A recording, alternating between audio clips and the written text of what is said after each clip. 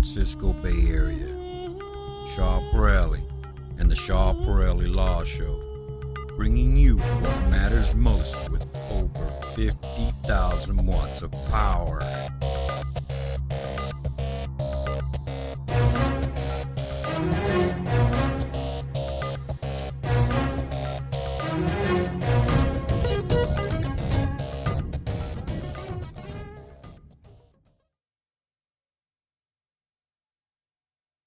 Hi, this is attorney Raleigh, and we're going to go over some of the questions people are getting on the H1B interview at the US Embassy, and it's a very interesting situation because questions are changing as we go, but there are some questions that are there and are usually not uh, they are not changing. So some of the sample of the questions are for example, they will ask you about your job, how long you have been working for the company, if you're already working for the company, if you're going for stamping. But if you are already if you're new H1B, because that's going to come once those new H1B is going to start to come, they might be asking you about your previous company, your experience, and documents. Right now, there's a big thing going on with the ICE on the document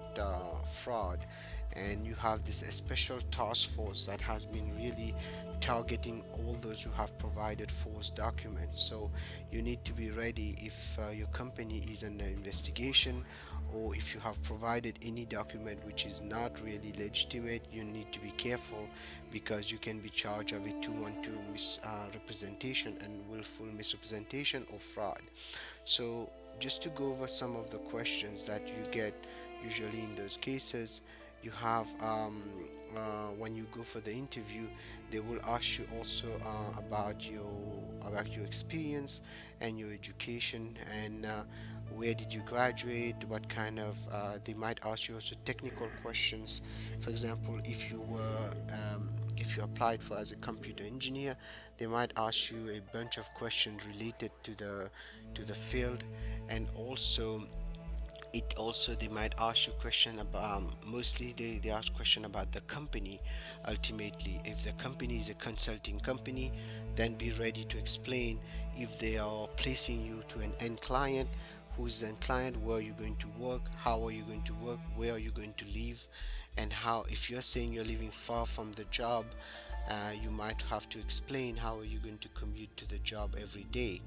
And remote work, remember, is a problem, so be careful on that. And also they will ask you questions sometimes about how you're planning to use your H1B. Remember, H1B is a dual intent visa.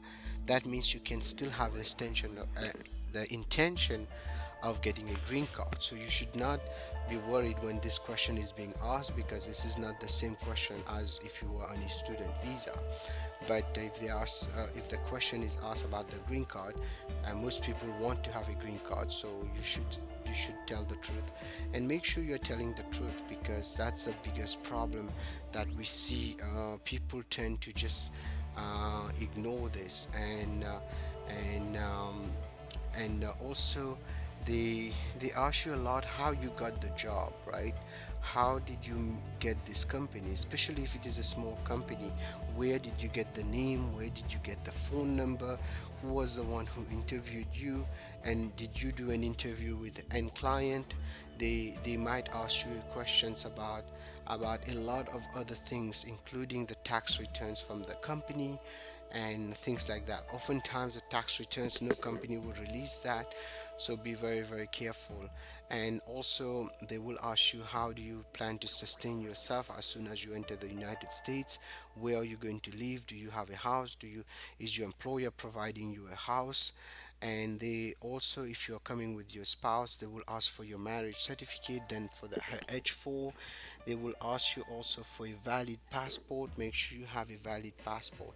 They can pretty much ask you anything, so be ready when you go for those interviews. The best way is to have everything ready and to be really not too nervous, because otherwise, even it is a really nerve-breaking situation. I recommend that you keep your composure and you answer clearly, and make sure when you answer you give a direct answer. You don't go beat around the bush to answer the question, because that is going to cost you really dearly, because a lot of people tend to answer one question with something totally different, and it irritates the interviewing officer. And also, for example, if you're entering the United States on an H1B, for example, let's say your company is in California, but you're entering in New York. So, and your ticket, what you brought with you, because you have to bring a copy of your itinerary and your air ticket. And if you're landing in New York, Jamaica, they will definitely question you why you're going to New York when your company is in California. So it is very, very important that you carry all your original documents with you at the interview. For example, even they don't ask for the birth certificate, you need to bring it if you have one. Your passport has to be valid. Make sure it is valid more than 6 months. I recommend at least 2 years validity. And make sure that when you're going there, you have a copy of the original of everything.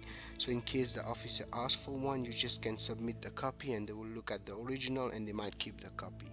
And also make sure that if in case you have any kind of criminal issues or background, you have a disposition of the court with you in case they ask for that, or it found out that basically you have some kind of inadmissibility issues, so you need to be ready for that also. Oftentimes many people, when they go to those interviews, they get very irritated because they tend not to take any the documents from you. But the truth is that most of the time when they don't take it, they already kind of have an idea where you're going on your case, and they already have an idea that either they will approve it or deny it, and without even looking at the documents, unfortunately. And that's a reality, and unfortunately we don't even have any kind of record to show when some denials are being really arbitrary or capricious. Is very hard to prove. So be ready and make sure when you go to the interview. Then what happens after the interview, they will basically give you three things might happen. One, the case is approved, you get your stamp. Second one, it's denied. Or third one, it's put on hold for administrative processing, which is the rule of INE 221G. And just because you have this doesn't mean that the case is denied. 221G are often three ways. There's one where they basically just flatly denies you, and the second one is where they will put it on hold a little bit with the US Embassy itself to do some check, usually background check.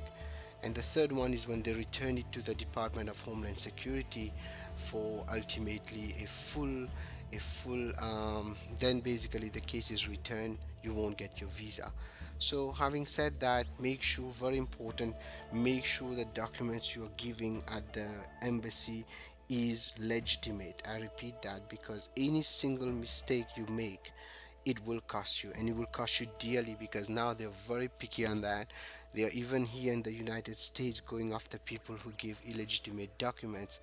Unfortunately, people think it's a simple resume is okay, but once you give an illegitimate document, what happens to you? You fall into the category of willful misrepresentative, or fraud, and that carries a 212 bar, and you need to be ready to waive that bar. So um, bottom line, the interview on the at the U.S. Embassy or consulate is not very difficult. However, if it is not done properly, you will end up by suffering and probably not get a visa down the road. So make sure, for one, you answer the question truthfully. Things you don't remember, you say you don't remember, and make sure you bring original documents of everything you got just in case. And it would be good also to carry a copy of the H1B petition if you have with you. If you don't, make sure you have the original of the H1B 797 approval to get your visa. Good luck to all of you. I wish you all the best. If you have any questions, feel free to call us 510-742-5887. This is Attorney Chaparral signing off, and anything again I'm telling you is for educational purposes only. You should not act or refrain to act solely on the information provided. Thank you. Bye bye.